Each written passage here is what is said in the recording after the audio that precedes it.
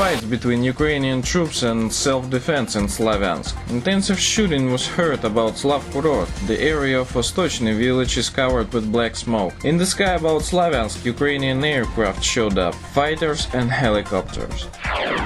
Near the village Luganskaya, located to the north of Lugansk, self-defense stopped the advance units of the Ukrainian army. A convoy around 40 tanks was stopped to the north of Luganskaya village in front of settlement Makarova, said the representative of the self-defense. There is no report on losses.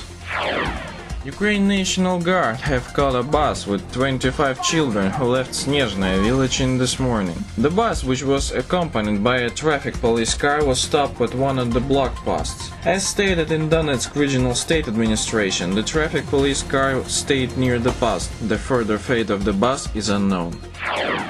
7,925 Ukrainian refugees have entered Rostov region for the last 24 hours. These data were provided by the Ombudsman on Children's Rights at the RF President Pavel Astahov in his Twitter.